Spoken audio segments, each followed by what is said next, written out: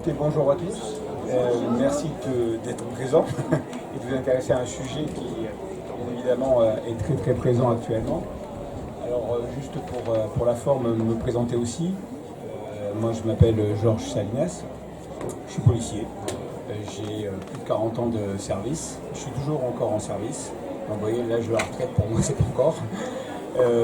Ça fait un petit moment que je suis dans la boîte, donc, et j'ai effectué pas mal de services, essentiellement en police judiciaire. J'ai fréquenté assidûment le fameux 36 quai des Orfèvres, puisque j'ai fait des services comme la brigade criminelle, la brigade des stupéfiants, et un service qui m'est cher, la BRI, la brigade de recherche et d'intervention de Paris, celle qu'on appelait l'anti-gang. J'ai fait un bon bail là, et en tant qu'officier, où j'ai été chef de groupe opérationnel. Et ensuite, je suis parti et je suis devenu patron, donc commissaire. J'ai monté les échelons et je suis revenu ensuite à la BRI comme patron. Je me suis retrouvé comme patron au moment des attentats de 2015. Et c'est donc avec mon service, je suis intervenu sur notamment des attentats d'Hypercacher et du Bataclan. Par la suite, en 2018, je suis allé à un service qui s'appelle le service de la protection. Donc, je me suis occupé de la protection un peu des personnes menacées et de tout ce qui est gouvernemental. Et on m'a appelé pour venir, changer une équipe qui avait quelques problèmes. Vous avez tous entendu parler de l'affaire Benalla. On a donc changé le staff. Et c'est comme ça que j'ai été appelé. Et donc ça fait 6 ans que je m'occupe particulièrement de la sécurité du président de l'institution président de la République. Et je suis toujours en fonction, pour quelque temps encore. Voilà. Et j'ai été dans mon deuxième travail, qui n'est pas pour moi un travail, qui est plus un exutoire. J'écris des romans. Donc mon premier roman, je l'ai écrit, c'est Le Chat d'Oran. Je l'ai écrit juste après les attentats de 2015. Pourquoi ? Parce que j'ai fait un parallèle entre ce que j'avais vécu, moi, à mon niveau professionnellement et aussi familial, et ce qu'avait vécu mon père, qui était lui policier pendant la guerre d'Algérie. Et donc je me suis souvenu de ce qu'il racontait, et finalement je me suis rendu compte que l'horreur n'avait pas beaucoup changé et que les méthodes étaient toujours les mêmes. Et à partir de là, j'ai eu envie d'écrire, peut-être un peu comme un exutoire, je dirais. Et j'ai écrit mon premier roman. Et après, j'ai été un petit peu accroché par l'écriture. Et j'ai eu envie de développer un petit peu ces liens, ce terrorisme. Et j'ai travaillé sur un deuxième roman qui est inspiré toujours de ce que j'ai vécu.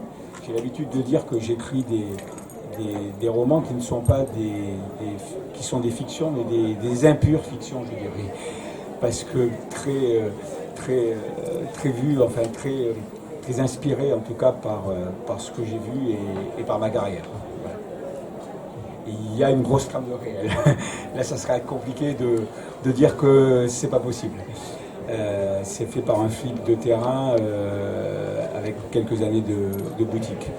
Donc le deuxième bouquin, c'était, en fait, je m'étais rendu compte à travers mes services qu'il y avait un lien de porosité entre le grand banditisme et le terrorisme. C'est-à-dire qu'on se rend compte qu'on a des voyous qui, sur le moment, vous pensez qu'ils sont là, ce sont des narcotrafiquants, qui sont là juste pour l'argent. Et en fait, cet argent-là, ils font des affaires avec tout le monde. Et ils sont capables de faire des affaires justement avec des terroristes qui l'ont bien compris.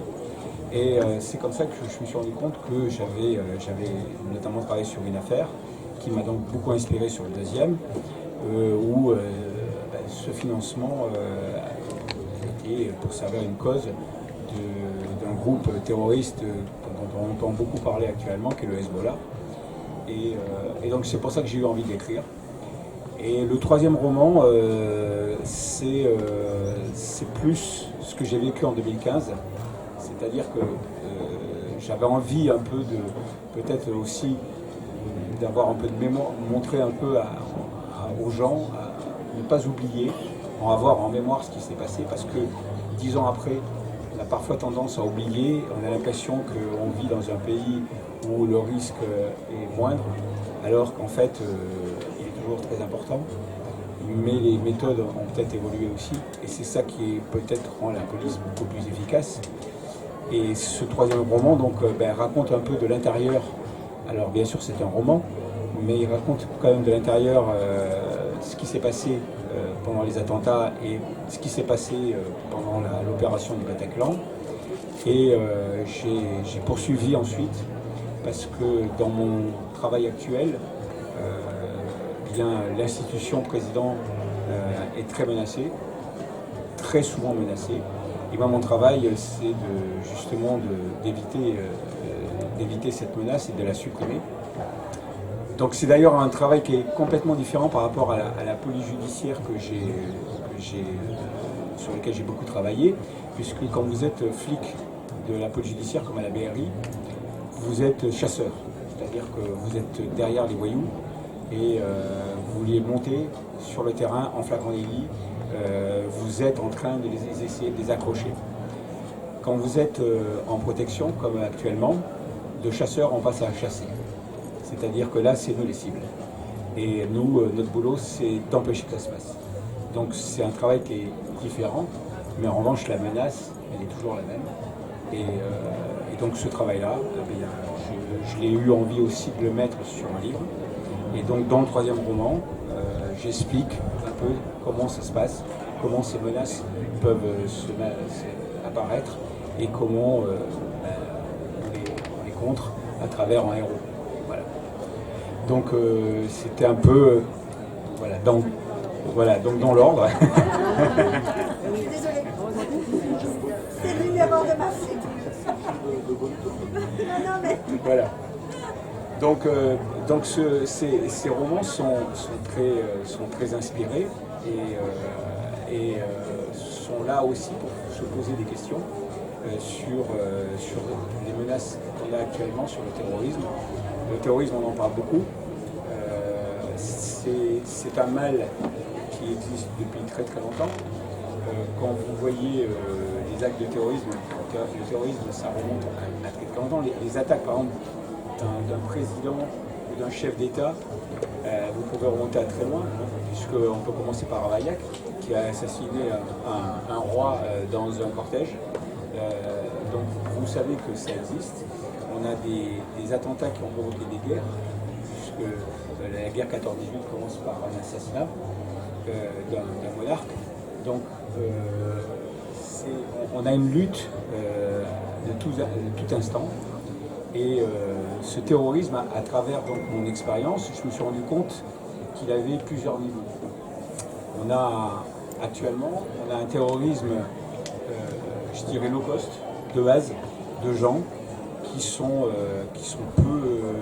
peu expérimentés, qui ont une vision, notamment en islam, qui n'est pas de très haut niveau.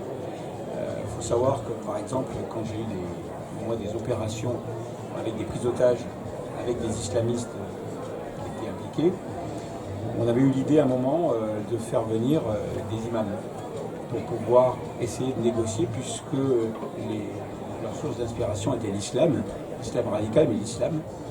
Et ce sont les imams eux-mêmes qui nous ont dit c'est pas la peine de continuer parce qu'ils ne connaissent rien à l'islam, ou très peu. En fait, leur seule formation, c'est Internet. Donc, on a des gens qui sont...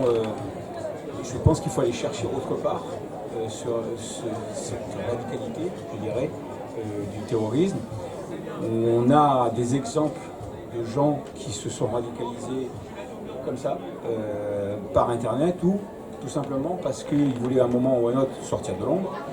Je reprends par exemple un attentat, une tentative d'attentat que vous connaissez, vous vous rappelez peut-être, qui est un attentat, une tentative qui a eu lieu sur Notre-Dame, où on avait des jeunes filles qui avaient essayé de faire sauter un fourgon avec des bouteilles de gaz, tout à fait. Donc ça, on s'en souvient. Ça n'a pas marché, parce que au niveau technique, c'était un peu des branquignoles. Mais en tout cas, et elles étaient très déterminées. Et quand on les a interpellées, donc il faut savoir qu'il y en a une qui a quand même mis un coup de couteau à un fonctionnaire de police, donc vous voyez la détermination quand même.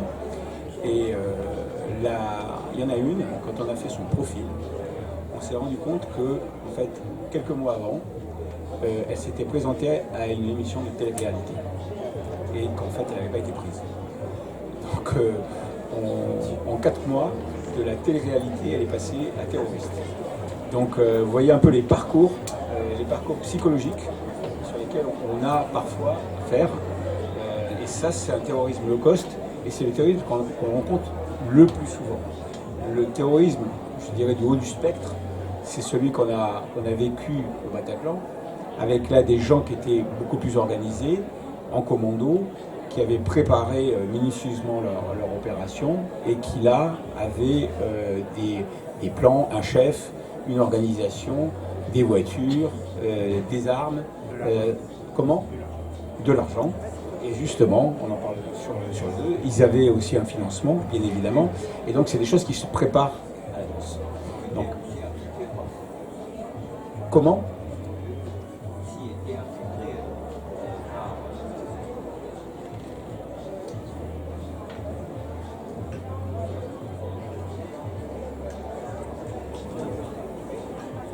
Oui, la menace, vous voulez dire, l'infiltration. L'infiltration, oui, elle existe. Alors, on a eu des gens, alors effectivement, il ne faut pas se cacher, bien évidemment, on a eu des gens qui ont basculé et qui se sont... C'est pas bien. qui effectivement... non, c'est pas lui. C'est pas la même sonnerie.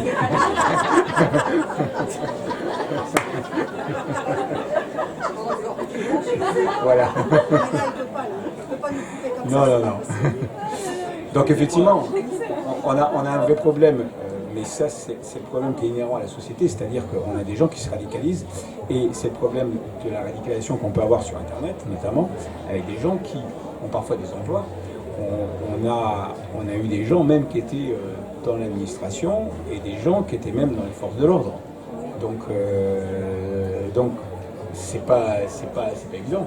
On a eu parfois des opérations, des gens qui ont été interpellés. On s'était rendu compte que ils aidaient certains réseaux à leur donner des renseignements en regardant les fichiers des cartes grises pour essayer d'identifier quelqu'un, le localiser, ce genre de choses. Donc effectivement, c'est un problème qui est important, mais il y a quand même maintenant un contrôle très efficace.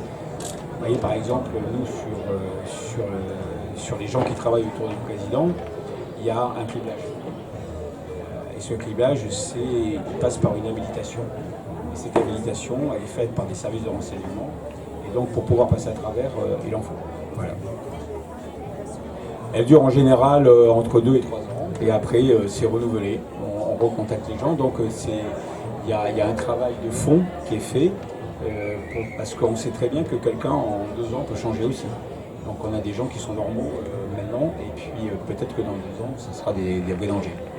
Donc justement cette radicalisation qui se fait voire par Internet, et puis par le prosélytisme aussi qu'on peut avoir dans certaines mosquées ou ce genre de choses. La différence, c'est que je dirais que la radicalité au départ, elle est partie sur des opérations commando. Et ça n'a pas marché, puisque finalement, à chaque fois, ils se sont fait quand même avoir. Il y a eu après des opérations militaires qui sont allées se faire en Irak et en Syrie, et quelque part, ils ont compris qu'ils n'arriveraient pas à passer en force. Donc, la règle, c'est de se faufiler, et on sait très bien que c'est plus simple de travailler avec Internet et d'avoir des réseaux, et puis se présenter comme quelque part dans une municipalité en disant nous on est gentil, on vous aide à faire du sport, etc. Et quelque part, bon, moi je me souviens d'avoir interpellé une fois un jeune. C'était un jeune qui avait essayé de poignarder des militaires à la Défense. Et il était de trappe, dans des cités très compliquées. Et je fais à peu près ça. Et il y avait une mosquée qui était une mosquée qui était pas une vraie mosquée, hein, qui était clandestine, et qu'on surveillait parce qu'on savait qu'il la fréquentait. Et le jour où on l'a interpellé, on s'est rendu compte qu'il y avait des jeunes qui étaient là, et c'était des jeunes, pour la plupart du temps, qui étaient en déshérence. Et alors les gens qui les tenaient, en fait, ils étaient très respectueux de la police d'ailleurs. Il n'y avait pas du tout d'agression, de violence, il y avait un vrai respect. Et les jeunes, ils étaient là depuis parfois plusieurs mois.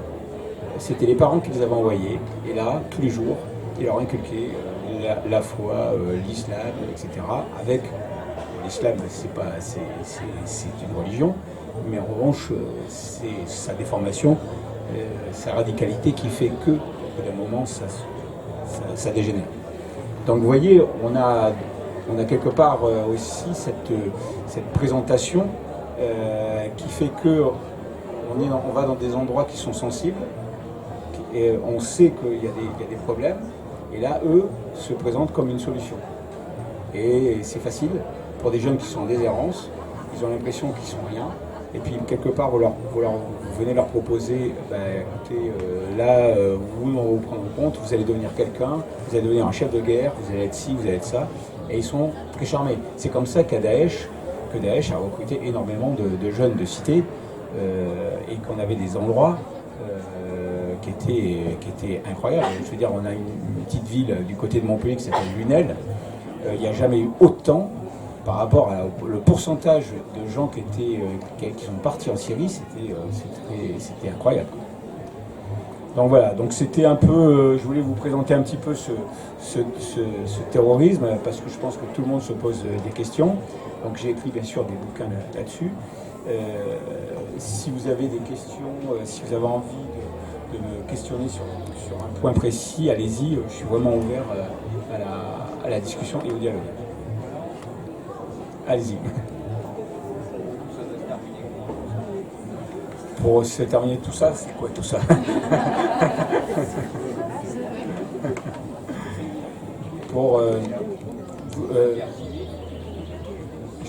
J'en suis pas là.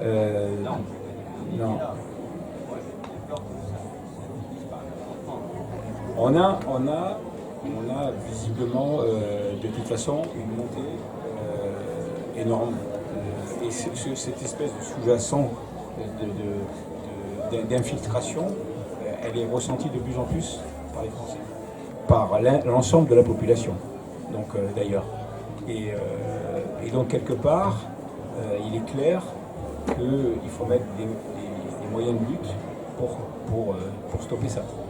Parce que d'abord ça joue contre le pays, ça joue aussi contre les musulmans, parce que les musulmans sont considérés, au bout d'un moment, vont donner une image qui n'est pas l'image de ce qu'on peut avoir de l'islam. Donc il faut travailler là-dessus, et sûrement qu'il faut travailler sur l'éducation. On parle beaucoup aussi des peines de prison, ce genre de choses. Il y a peut-être des choses à faire à ce niveau-là pour pouvoir remettre un peu les gens dans le droit chemin le plus vite possible. C'est plus dans la génération des trentenaires que les parents, ça se ressent vachement. Je pense que c'est culturel, c'est-à-dire qu'on a pris l'habitude, on a créé une société qui se veut dite dure et en même temps qui a créé une culture de l'excuse. Et par rapport à des jeunes qui, c'est pas les mêmes jeunes qu'il y a 30 ou 40 ans, d'abord parce que vous avez quand même quelque chose de très important qui a changé, ce sont les réseaux sociaux. Donc vous avez des communautés, des gens qui se montent le cerveau, qui créent des liens, et donc vous avez tout ça, et qui voient ce qui se passe, qui ont l'impression que finalement parfois on peut se permettre de faire n'importe quoi. Moi je trouve qu'on peut les appeler des enfants forts, parce qu'il n'y a pas l'éducation qu'il y avait avant chez eux. Peut-être. Il est clair que... Alors après, il faut savoir qu'on a dans ces communautés, parfois, on a des cultures qui sont différentes. Et donc, ce qui est difficile, c'est de l'acculturer à la culture française. Moi, j'ai beaucoup travaillé en Afrique, sur des opérations en Afrique. Je suis resté de longues semaines à travailler dans des pays comme en Côte d'Ivoire, au Mali, et ce genre de choses. Et quand vous allez dans un village, vous êtes accueilli comme si vous étiez quelqu'un de la famille. On vous prend, et les jeunes, ils vivent tout seuls. C'est-à-dire qu'ils vivent, en fait, ils ne vivent pas tout seuls. Ils vivent dans leur maison, mais ils vivent aussi dans la maison du voisin, ils vivent à côté, ils font ce qu'ils veulent. Et quand vous arrivez dans une cité de Sevran et que vous voulez reproduire le même schéma, eh ben, obligatoirement, on n'a pas à faire la même chose. Parce qu'entre-temps, dans ces villages-là, il n'y a pas le problème de la drogue, il n'y a pas le problème de la violence, il n'y a pas et ce genre de choses. Et donc parfois, on a des parents qui sont désemparés parce que, en fait, ils ont une culture, mais qui n'est pas une culture du tout violente, agressive, mais qui n'est pas une culture qui est pas peut-être adaptée à la culture qu'on a ici, parce qu'en France, c'est une culture qui est beaucoup plus individualiste, avec des gens qui sont beaucoup plus, parfois plus de violence, plus d'agression, un modèle juridique qui est différent aussi. C'est-à-dire, moi j'ai fait, je vous dis, des pays où il y avait des gens qui étaient en garde à vue, et puis vous reveniez 3-4 jours ou une semaine après, ils étaient toujours en garde à vue. Alors qu'en France, il y a une rigueur procédurale, il y a une rigueur juridique qui fait que, et c'est un peu le problème, c'est que une démocratie, elle marche avec des méthodes, des lois, des règles, et c'est ça qui fait que ça marche, normalement. Et puis, il y en a qui en profitent. Voilà. Il y a un problème, tout simplement. De toute façon, c'est pas un sujet nouveau, je ne veux pas rentrer dans la politique, hein, mais il est clair qu'il y a des problèmes d'intégration qui sont pas nouveaux. Et bizarrement, vous voyez, ce sont des exemples, hein, mais dans ces cités qui sont parfois très dures, très compliquées, moi j'étais dans un service qui avait l'aura, je dirais, dans ce genre de cité. Il se méfiait beaucoup de nous et il savait qu'on n'était pas des tendres. Et vous voyez, je me suis retrouvé dans la cité des 4000 à la Courneuve. On était peut-être une colonne d'assaut, c'est-à-dire on était 8. Et on avait des jeunes qui venaient nous voir et qui nous demandaient comment on fait pour entrer dans la police. Et dont certains vous n'avez pas un patch du service et ce genre de choses. Et vous êtes en pleine cité des 4000. En revanche, la même opération avec le commissariat du coin, ils repartent avec des caillasses sur la voiture. Voilà. Non.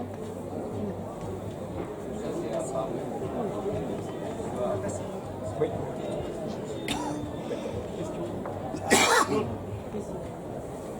J'ai une question. Ça, c'est un pardonnement où on a parlé dans les cités.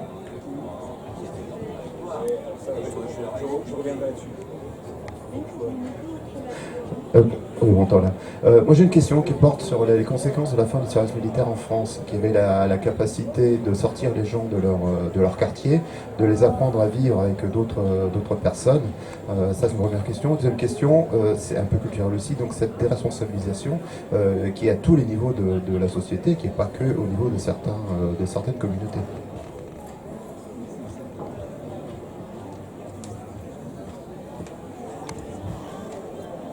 Alors sur le service militaire, effectivement, c'était un facteur d'intégration. On est quelques-uns à l'avoir fait ici, sûrement, et il faut reconnaître que ça permettait d'avoir une intégration de gens qui n'étaient pas parfois de même classe sociale, mais on se retrouvait tous sur le même uniforme et on était dans la même barque. Et moi-même, j'étais dans les commandos, et les commandos de l'air, et on était 40. À ce moment-là, je crois que je devais avoir à peu près le seul à avoir un diplôme universitaire, et c'est pas pour ça qu'on s'entendait pas très très bien. Et ça permettait justement de tirer tout le monde vers le haut, vers le bas, et je crois que c'était un facteur d'intégration. L'uniforme, il a ce côté que toutes les classes disparaissent parce qu'on se retrouve sur le même uniforme. Et donc je pense que c'est une valeur importante dont on parle de plus en plus. Et vous n'avez qu'à voir à travers maintenant, même les jeunes, qui s'intéressent de plus en plus à l'armée, à leur méthode, aux forces spéciales. Ça parle énormément aux jeunes. Donc je pense que faudra trouver, à mon avis, quelque chose qui ressemble à ça. Alors on commence à voir maintenant à nouveau le service civique. On a des gens qui peuvent s'intégrer. Moi, ma fille, elle a demandé à travailler chez les pompiers de Paris quand elle était étudiante. Elle a fait 1 an chez les pompiers de Paris. Je peux vous assurer qu'elle était étudiante et elle passait son temps à faire un peu la fiesta. Après 1 an de pompier de Paris, elle a décidé de devenir infirmière et elle a compris ce que c'était. En ayant marché dans le sang assez souvent et en ayant eu des interventions très compliquées. Donc je pense que c'est un facteur pour moi d'intégration. C'est peut-être pas le seul, mais en tout cas c'en est un. Et c'est dommage qu'on ait fait peut-être cette erreur de l'avoir supprimé complètement. Même si on nous dit qu'il y a des enjeux financiers importants. Je pense que les enjeux financiers doivent passer outre. J'ai l'habitude de dire que être sous un uniforme, on est militaire, c'est régalien. Le régalien, il prend le pas sur tout le reste. Et parce que quelque part, on est là pour aussi servir la nation et on leur donne des idées claires sur peut-être un peu l'idée de la société et arrêter de penser qu'à l'individuel. Voilà. Votre deuxième question, c'était? Alors, deuxième question, c'était sur la déresponsabilisation de chaque individu. Oui. Mais au niveau financier, je voulais rebondir sur la question des finances.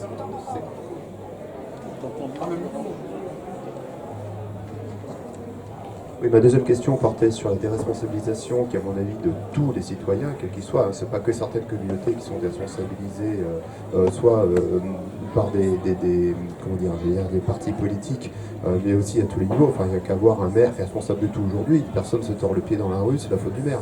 Donc il n'y a pas que des responsabilisations de certaines communautés. Je voulais rebondir sur les questions de budget relatives à la fin du service militaire. Est-ce qu'il ne coûte pas peu cher aujourd'hui de réparer tous les dégâts consécutifs à la fin de cette intégration, plutôt que mettre les moyens d'investir pour reproduire quelque chose où effectivement il y a un sentiment national commun qui apparaît? Oui, tout à fait. Alors, moi je ne suis pas politique, hein, encore une fois, mais en tant que citoyen, effectivement, vous avez raison. En tout cas, l'argent doit être bien dépensé pour pouvoir arriver au même but. D'une manière ou d'une autre. Et là, je suis tout à fait d'accord. Après, sur le fait que la responsabilité des gens, elle est un petit peu décrochée, il est clair qu'on est dans une société qui s'est américanisée et à chaque fois qu'il se passe quelque chose, on veut toujours trouver un responsable et c'est jamais notre faute. Donc il est clair que on a une évolution et quelque part le fait de vouloir à chaque fois trouver un responsable fait qu'on a des gens qui sont responsables qui ne veulent plus l'être. Et donc au fur et à mesure, vous avez une société avec des gens qui ne voudront plus prendre de risques, de responsabilités, tout simplement parce qu'à chaque fois qu'il se passe quelque chose, ils sont à peu près sûrs que ça va mal tourner.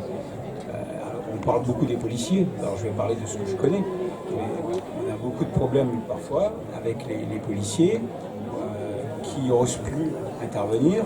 On a parlé tout à l'heure, vous parliez de rentrer dans les cités. Les policiers, ils n'ont pas peur de rentrer dans les cités. Ça, c'est une fausse idée.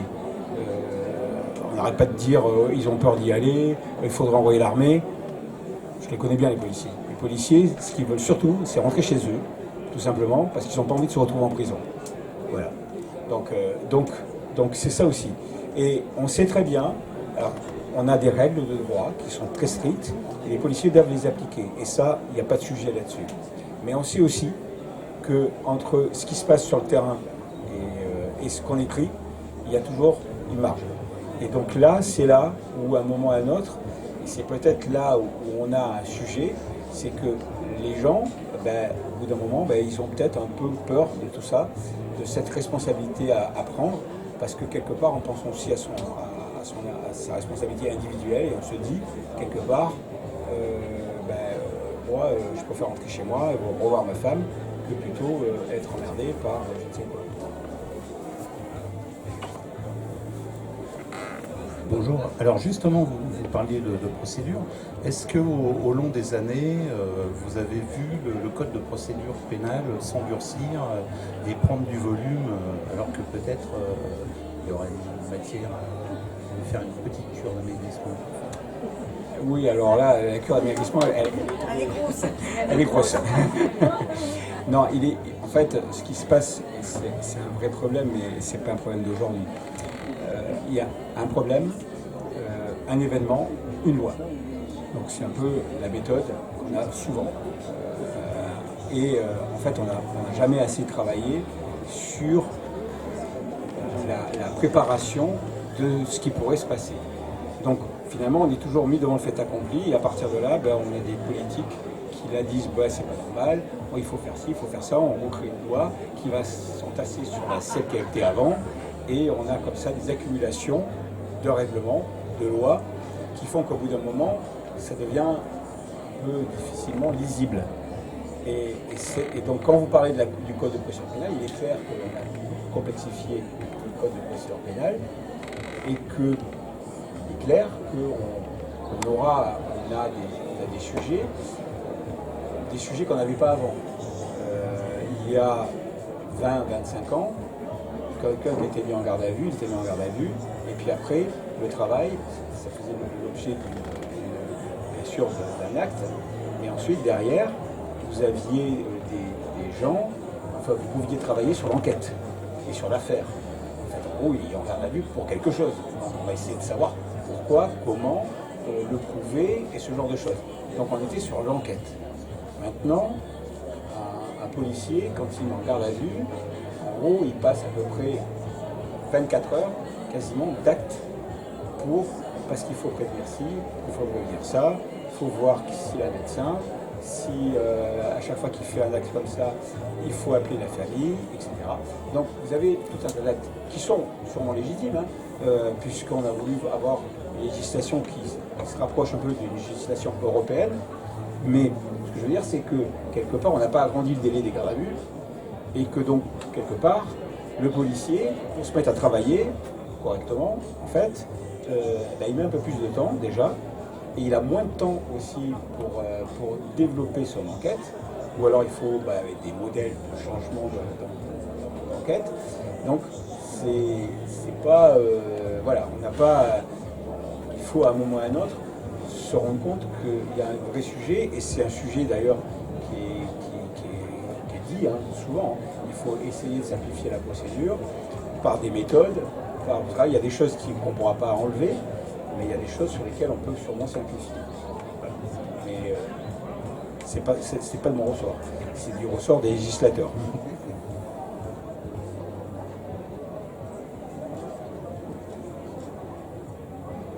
On a fait de la politique là, alors que je vous rappelle, je suis flic.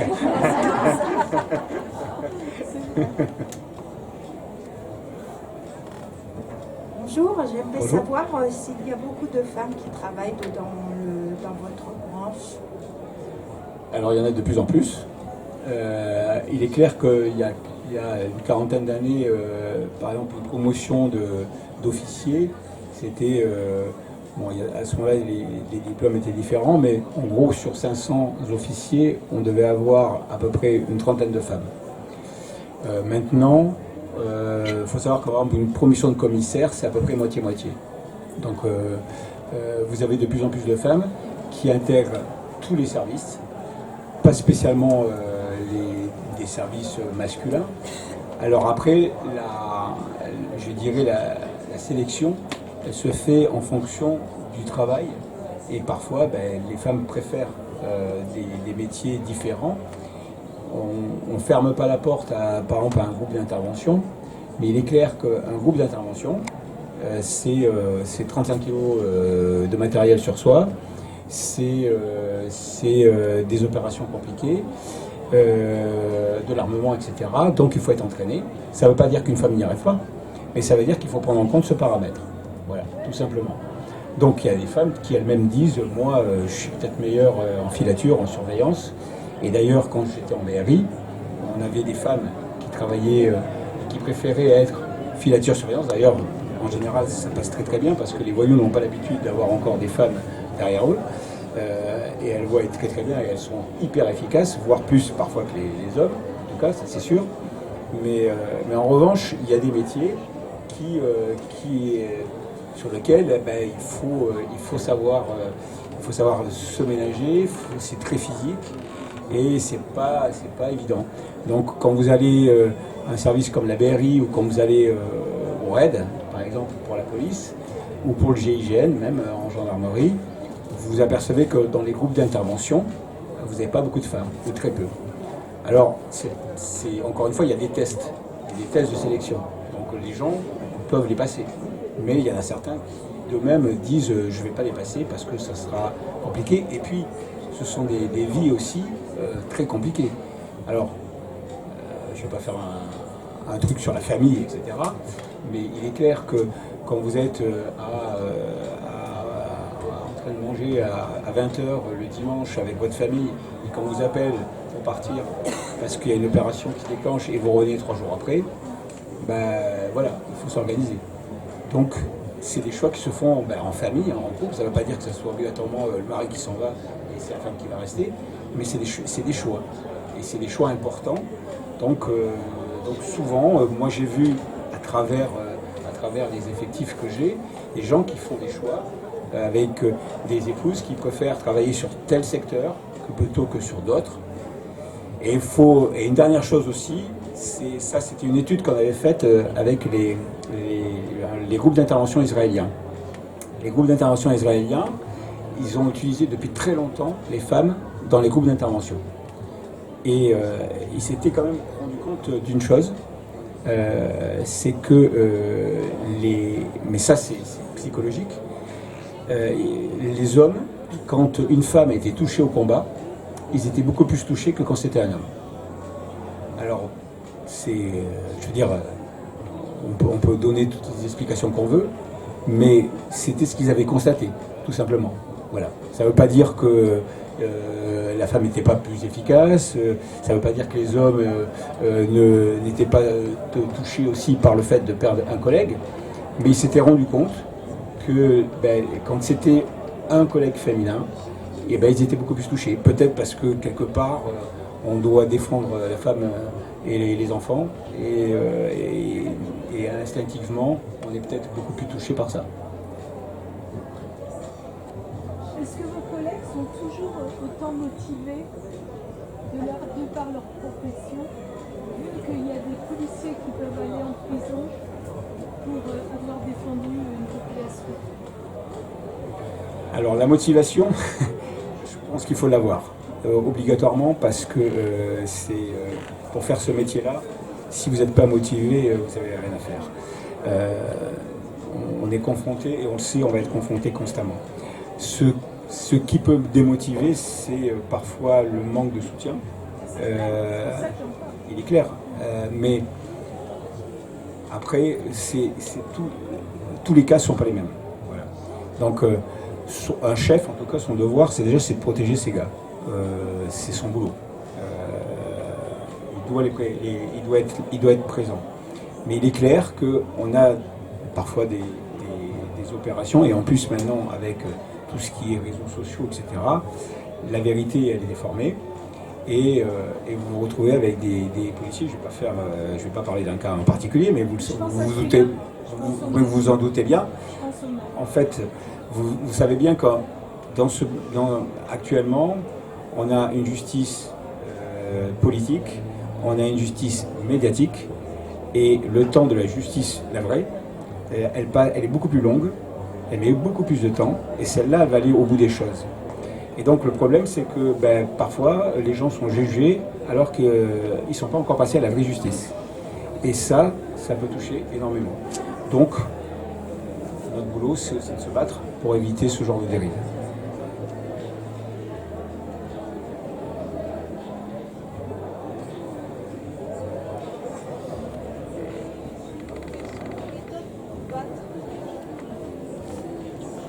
Vous pouvez approfondir, je ne sais pas bien comment vous battez pour que justement ça change. Moi j'ai l'impression que ça empire. Là, vous allez m'attaquer, vous m'attaquez sur la politique à tout prix. Hein. Vous savez, je suis né. Non, mais je comprends. Non, mais vous inquiétez pas. Je vous réponds aussi. Ce que je veux dire, c'est que on a aussi un code pénal et un code de procédure pénale, et que donc on s'en sert aussi. Donc le droit, il est pour tout le monde. Après, vous avez une justice qui est applicable. Vous savez que la magistrature, elle applique la loi. Et donc, si vous leur donnez, si vous leur faites une législature qui va bien, ils ne pourront pas sortir de la loi. Donc, si elle n'est pas claire, on peut avoir aussi des dérives, ça on le sait. Donc, notre boulot, c'est justement que les choses soient beaucoup plus claires. Mais ça, c'est le boulot des députés de faire leur travail. Et c'est le boulot après des organisations syndicales, des avocats, des magistrats, etc. pour préciser les choses, pour qu'il n'y ait pas de dérive. À partir du moment où vous avez du flou, c'est là où vous avez n'importe quoi.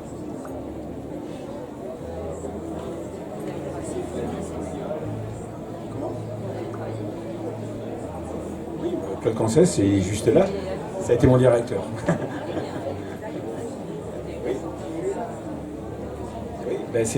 Claude Cancès a été mon directeur quand j'étais à la BRI. Voilà. Donc il sait ce que c'est. Il sait ce que c'est que fêter quelques affaires aussi redoutables. Bonjour. Je voulais revenir sur le terrorisme. Vous avez parlé, justement, vous avez écrit un rapport sur les attentats en 2015. Et c'est vrai que j'avais vu il n'y a pas longtemps une interview avec M. Darmanin, et il parlait justement de tentatives d'attentat qui avait été notamment par le juge République. Et c'est vrai qu'à ce moment-là, c'est là où je me suis rendu compte que j'avais l'impression qu'il n'y avait plus, que globalement la France qui avait connu une vague d'attentats, ça s'était réduit un peu. Et maintenant, je voulais savoir si vous aviez des... Bon, je ne vais pas vous donner toutes les informations, mais bon, parce que malgré tout, non, ce que je puis vous dire, c'est que les attentats de 2015 ont quand même ouvert les yeux. Moi, en 2012, j'étais déjà à la BRI, il y avait déjà eu des attentats de masse, comme à Beslan, on avait eu à Moscou aussi, l'opéra de Moscou, et moi j'avais écrit déjà en disant qu'un jour on aurait un attentat de masse, avec des gens qui se déplaceraient dans Paris pour tirer sur la foule, et que ça finirait vraisemblablement en prise d'otage quelque part. Je l'avais écrit en 2012. Ça a été même quand la BRI a fêté ses 50 ans, on a fait une grande démonstration, c'était le thème. Et c'était avant le Bataclan. Donc ce que je veux dire, c'est que, encore une fois, on ne s'est pas doté d'outils assez importants pour pouvoir lutter contre cette forme, parce que quand il ne se passe rien, on a l'impression que tout est calme. Et en fait, quelque part, on sait tous qu'il faut être vigilant, et c'est cette vigilance qui fait qu'il ne se passe rien. Oui, mais bien sûr. Donc, il est clair que on savait que c'était un objectif, mais entre-temps, vous avez d'abord énormément de forces de l'ordre qui ont été déployées. Ces forces de l'ordre, elles sont équipées différemment. Avant, une patrouille, c'était 2 gars avec un gilet qui ne pouvaient même pas arrêter la Kalachnikov, et puis un pistolet. Maintenant, on a des gens, c'est des équipes souvent de 2 ou de 3, avec des fusils d'assaut. Ils ont des gilets pare-balles d'un niveau qui arrête ce genre de munitions. Ils ont des casques, ils ont du matériel, il y a un maillage qui est supérieur. Ça, c'est juste pour le côté intervention immédiate. Intervention immédiate qui, je rappelle, je veux dire hormis le Bataclan, où il y a eu des services d'intervention, mais les 3 quarts du temps, c'est la patrouille de police qui fait le boulot. Parce que quand ça se passe, quand vous avez un type qui sort avec un couteau, qui commence à poignarder tout le monde, c'est la patrouille de police qui passe à côté, qui descend, et c'est eux qui doivent régler le problème parce qu'on n'a pas le temps d'arriver. Donc ça, il y a eu un gros effort qui a été compris et fait. Après, il y a les services de renseignement. Les services de renseignement, ils ont multiplié leurs effectifs. D'abord, il y a le renseignement en interne, la DGSI, qui travaille énormément sur tous les réseaux et sur toutes les méthodes de terrorisme. Et on a aussi la DGSE qui travaille en extérieur et qui, bien évidemment, travaille énormément à stopper toute velléité qui pourrait arriver de l'extérieur, et donc notamment des commandos type Bataclan qu'on a eu, qui sont des gens qui sont arrivés, organisés, qui ont dû faire des passages par la Belgique, par Chypre, par d'autres endroits, et tout ça c'était organisé, mais maintenant on a des gens qui sont spécialisés dans la détection de tout ça et qui travaillent là-dessus. Donc il ne faut pas dénigrer les services. Les services, ils sont très efficients, je peux vous assurer. C'est très efficace. La seule chose, c'est qu'il ne faudra jamais lâcher l'affaire. Et comme c'est de plus en plus cher, parce que quand vous travaillez, vous avez besoin de matériel, le matériel évolue. Imaginez, maintenant on n'arrête pas de parler des drones, mais il y a 20 ans on s'en foutait des drones. Puis maintenant, les drones c'est une vraie menace. Vous savez, pour lutter contre des drones, sur un site par exemple ici, imaginez qu'on veuille protéger ce site, ça coûte de l'argent, protéger contre un drone qui arriverait avec des explosifs. Donc vous voyez, ça coûte de l'argent. Donc, et c'est là où je parle du régalien. Le régalien, je veux dire, je pense que la plupart des Français sont d'accord, et d'accord pour payer, à partir du moment où ça sert. Et donc le régalien, c'est quelque chose qui sert. Et quelle que soit la somme, il faut le mettre en place parce que c'est notre sécurité. Et que quelque part, quand on est en sécurité, vous pouvez faire vos affaires, parce que vous pouvez rentrer dans un pays où vous êtes sûr de ne pas vous faire attaquer ou prendre une bombe quelque part. Donc de toute façon, c'est pas perdu.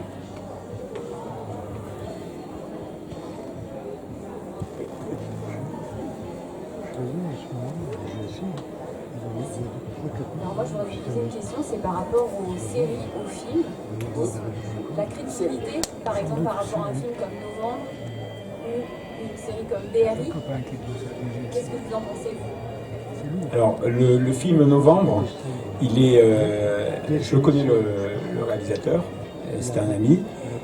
Alors bien évidemment il a adapté, parce que tous les films sont adaptés, et donc il est sorti un peu d'histoire. Et donc même s'il y a un gros film, il y a quand même des choses qui sont pas passées comme ça. Mais malgré tout, c'était quand même comment? La crédibilité, oui, elle y est. Oui, la crédibilité de la manière dont ça se passe, oui. Voilà. Il a arrangé les choses, ça ne s'est pas passé comme ça, mais ce qui est sûr, c'est que la crédibilité, elle y est. Ils savent travailler. La série BRI, je n'ai pas trouvé très bonne. Voilà. J'aime pas qu'on montre les policiers. D'abord, ils travaillent avec des méthodes de travail qui sont assez loin de ce qu'on montrait au cinéma, enfin à la série. Et puis j'aime pas non plus la présentation des policiers. Moi, quand ils parlaient, les trois quarts du temps, je comprenais rien à ce qu'ils disaient. Donc, bon, vous avez pu remarquer que je parle à peu près normalement.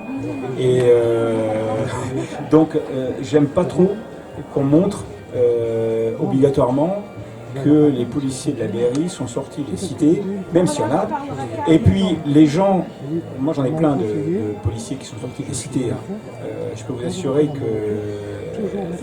qu'ils s'expriment autrement. Moi, un gars de chez moi qui était au Bataclan, qui est en tête de colonne et qui abat le deuxième terroriste, c'est un Maghrébin qui est d'origine, bien sûr, qui a vécu en France. Il parle comme vous et moi.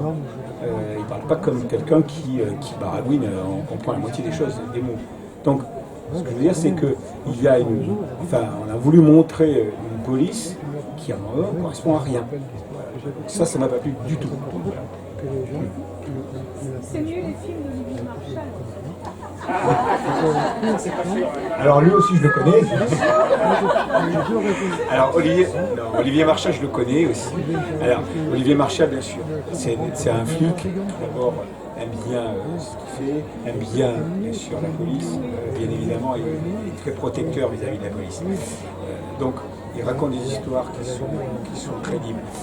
Je dirais que, et je lui ai déjà dit d'ailleurs, je lui ai dit, ce qui parfois me déplaît, c'est qu'il montre des personnages qui sont parfois un peu trop borderline. C'est-à-dire qu'à chaque fois, on a des gens qui sont un peu dépressifs, on n'est pas tous dépressifs. Voilà.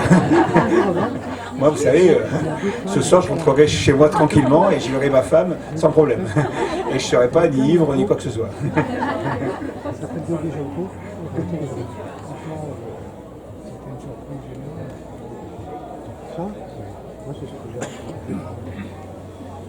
Bonjour, je reviens sur le bataillon et faire un peu plus général. Comment se passe la coopération entre différents services d'intervention? Parce qu'on a souvent une polémique, des fois, première de fuite, aussi par les médias, question de budget, mais aussi question de dot, il y a des aspects. Et par rapport au bataillon, justement, il y a une polémique sur le peut-être monter sur une pièce par rapport justement au séquençage et au rôle de chacun qui pouvait intervenir, dans quel ordre, organiser qu'il soit déjà en place, des services militaires. C'est un petit peu monté en équipe. Oui. Alors, bon, faut savoir que les groupes d'intervention, il y en a 3 en France. C'est donc pour la police, à Paris, c'est la BRI. Ensuite, c'est le RAID pour la police en national. Et ensuite, le GIGN pour les zones gendarmerie. Ici, c'est une zone gendarmerie. S'il y avait une prise d'otage, ça serait le GIGN qui viendrait. Donc, il y a une, je dirais, une logique de territorialité. Là, on est à Paris. Donc c'est la BRI qui doit intervenir. Après, il y a un schéma d'intervention. Ce schéma d'intervention, qui a été créé après, effectivement, c'est le plus proche qui est sur place, qui est le plus proche enfin, du lieu où ça se passe, y va. Et après, il y a une logique qui est une logique très militaire, c'est-à-dire qu'il y a les menants et les concurrents. En gros, quand vous arrivez, si vous êtes le premier, vous êtes menant. Et si vous n'êtes pas chez vous, quand le menant arrive, vous devenez concurrent, c'est-à-dire vous l'aidez, vous ne partez pas. Voilà. Donc ça, c'est la logique des groupes d'intervention. C'est comme ça qu'on a travaillé, nous, au Bataclan, avec le RAID. Il y a une colonne du RAID qui est arrivée, ils n'étaient pas compétents, mais on les a engagés et ils ont servi. Donc ils étaient une dizaine environ, et qu'on a impliqués dans le service. Le GIGN, qui était aussi qui était à disposition, a très vite compris. J'ai échangé avec le chef du GIGN et je lui ai expliqué qu'il y avait d'autres, comme il y avait des attentats de partout, puisqu'on était quand même sur une multitude d'attentats, je lui ai dit qu'il fallait pas mettre toutes ses forces au même endroit, et puis ça ne servait à rien d'être à 200 dans un endroit où on pouvait en tout cas 50 au maximum. Donc on a préféré les mettre en réserve, et s'il y avait eu un autre attentat, à ce moment-là, c'était le GIGN qui était engagé, même si ça avait été dans Paris. Le RAID, ils avaient aussi de la réserve. S'il y avait eu un autre attentat dans Paris ou en province, c'était eux qui partaient. On n'était pas à l'abri d'attentats en province, aussi, en même temps. On a eu plein d'alertes. Des fausses alertes, il y en a eu plein. Donc il y a cette logique-là. Et il y a une logique opérationnelle, tout simplement. Ça ne sert à rien de mettre 50 services. Après, il y a les gens qui sont arrivés sur place. Alors, il y a eu quelques polémiques. Il faut savoir qu'à ce moment-là, les effectifs de police qui sont sur place n'ont pas beaucoup de matériel, et qu'on a affaire à des gens quand même qui ont des kalachnikovs, avec des armes qui sont destructrices, avec nous on a retrouvé des chargeurs avec des balles incendiaires, des balles traçantes, des choses qui font des dégâts, qui peuvent même vous traverser un gilet de classe 4, ce qu'on appelle, c'est-à-dire un gilet qui est censé l'arrêter. Donc les policiers, à ce moment-là, je vous rappelle, ils ne sont pas équipés encore avec des gilets comme il faut. Donc eux, ils font ce qu'ils peuvent. Et la règle, c'est de tenir jusqu'à qu'on puisse y arriver, sauf si la tuerie continue. Et la tuerie, il faut savoir qu'elle s'est arrêtée quand il y a eu un binôme d'une batte nuit qui est arrivé, et ils sont rentrés, ils ont eu le cran d'y aller, et ils ont tiré sur un des terroristes. Le terroriste s'est fait sauter, mais ça a eu l'impact de stopper l'attaque. Et ils ont fait une prise d'otage. Donc, à partir de là, ça ne servait à rien d'envoyer des gens qui n'étaient pas équipés, qui n'avaient pas les méthodes de travail, parce que vous allez avoir du massacre à la place. Vous allez avoir des gens. Donc, on avait des militaires qui étaient là. Alors, il y a eu une polémique sur les militaires. Mais les militaires, il faut savoir aussi que les militaires qu'on a au Vigipirate, qui sont là, ce n'est pas obligatoirement des forces spéciales. D'accord ? Bon, vous en avez certains, ils sont dans un régiment à faire leur semaine à démonter les roues de bagnole, et puis après il vient de faire une semaine à Vigipirate, vous voyez. Donc il faut être un peu logique dans les choses. Donc eux, ils attendent aussi, ils ont un commandement qui est militaire. Et donc l'armée, elle fait ses opérations, et elle est très compétente dans ses opérations militaires, mais là on a des opérations civiles. Et donc c'est pour ça qu'il faut que ça soit obligatoirement des effectifs policiers formés pour ça. Et c'est comme ça que ça a été, il y a eu ce laps de temps entre le moment où il y a eu la première attaque et le moment où le groupe d'intervention est arrivé, qui est arrivé à peu près au bout d'à peu près 25 minutes. Donc, pendant 25 minutes, ça, il a fallu tenir. Mais pendant ces 25 minutes, il y a eu les gens de la BATMU qui sont entrés et qui ont stoppé la tuerie. Donc ça ne servait à rien, il faut être stratégique. Ces histoires-là, il faut surtout avoir la tête froide. Si vous êtes là en y allant avec le sabre à la main en disant on y va, vous êtes sûr que vous avez tous vos gars qui vont partir au tas. Notre boulot, c'est de faire des choses dangereuses, mais on ne fait pas n'importe quoi. Et là, on nous demandait de faire n'importe quoi. Donc c'est ce qui a été en tout cas dit par toutes les critiques. Après, on nous a parlé aussi du délai de 2 heures. Bon, c'est moi qui l'ai donné du délai. Pourquoi ? Parce qu'on a des gens qui sont blessés. Quand je suis arrivé, il y avait une multitude de gens qui étaient couchés dans la fosse. Ces gens-là, il a fallu qu'on les sorte. Et au début, j'ai vu qu'il y avait tous ces gens-là entassés les uns sur les autres. J'ai même cru qu'on avait des gens... j'ai jamais pensé qu'il y avait autant de blessés. Puis en fait, c'était des gens qui s'étaient couchés, tout simplement. Donc on a fait sortir les valides. Donc on a fait sortir énormément de gens qui étaient couchés, qui n'étaient pas blessés, qui étaient juste choqués. Ces gens-là, il fallait les fouiller, parce qu'on pouvait avoir un terroriste au milieu d'eux. D'ailleurs, on a des comportements qui sont différents en fonction des gens. On a par exemple des Israéliens, ils sont sortis, ils se sont mis torse nu tout de suite, pour montrer qu'ils n'avaient rien sur eux. Il y en a d'autres qui sortaient avec leur gros blouson, donc il fallait les fouiller, poser vos blousons, etc. Donc vous voyez, il y a tout ça qu'il faut contrôler. Ensuite, il faut sortir les blessés, parce qu'avant de donner un assaut, vous savez très bien que ça va tirer dans tous les sens. Donc il faut sortir les blessés. Donc c'est ce qu'on a fait. On a sorti les blessés. Et en fait, l'assaut, on l'a donné quand malheureusement il n'y avait plus que des morts. Donc toutes les polémiques que vous pouvez entendre, je peux vous assurer, il y a ceux qui font les guerres et qui y gagnent de temps en temps, et puis il y a ceux qui les refont, sur là ils les gagnent tout le temps.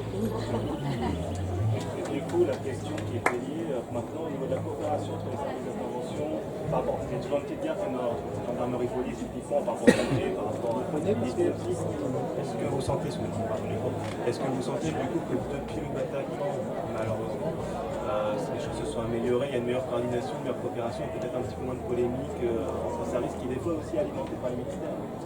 Oui, en fait, la polémique elle vient souvent parce que ce sont des services qui sont d'élite et qui sont préparés à ce genre d'assaut.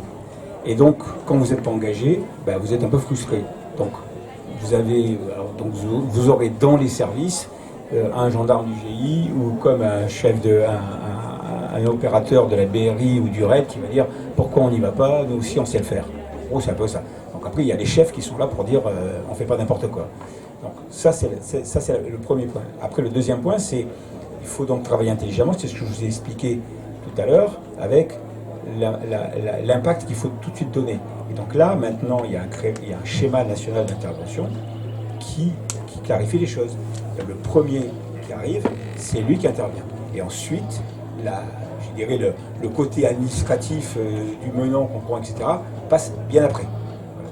Donc, tout simplement. Donc les choses sont claires. Il y a une unité de coordination des forces d'intervention qui s'occupe de ça aussi. Et tous les gens se voient une fois par mois pour échanger sur les méthodes, la manière de travailler, sur des PC communs. Il y a des exercices communs qui sont faits. Moi, j'en ai fait un où on a simulé à 3h du matin une prise d'otage dans la gare Montparnasse et il y avait les 3 services qui travaillaient ensemble. Mais ça demande de la coordination.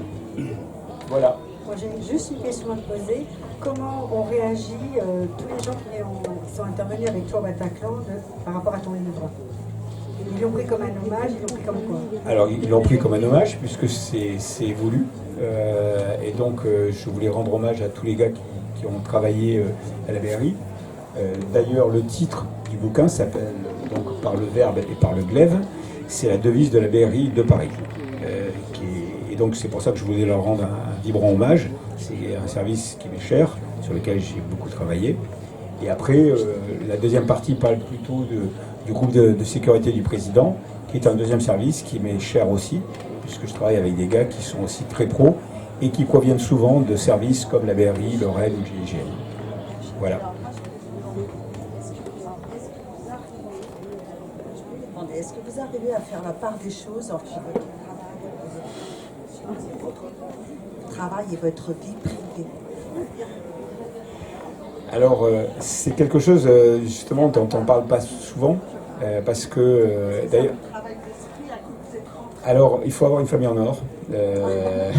J'ai une épouse qui est très compréhensive, et donc il faut reconnaître qu'elle a toujours été près de moi, et quand à chaque fois que j'ai eu des opérations compliquées, elle a toujours, je savais que je pouvais partir en sachant qu'elle s'occupe de la famille.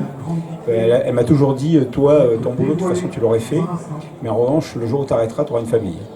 Voilà. Et je lui rends hommage à chaque fois. Il faut savoir que les familles, elles encaissent aussi beaucoup.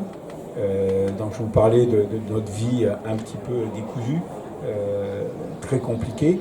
Mais quand vous avez, par exemple, l'assaut d'hypercachère qui passe à la télévision, que vous êtes dans la colonne d'assaut et que votre épouse, avec les enfants, regarde à la télé l'assaut, et que vous venez de lui envoyer un petit SMS en disant « bon, j'espère que ça va bien se passer », il y avait un type quand même qui avait un sac complet d'explosifs, il aurait pu nous envoyer en l'air facilement.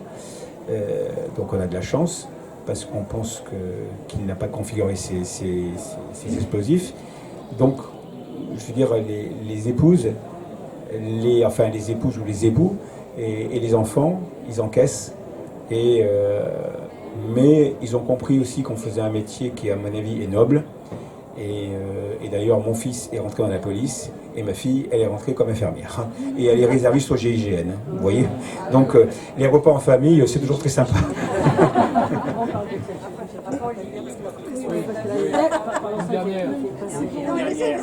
On vit avec.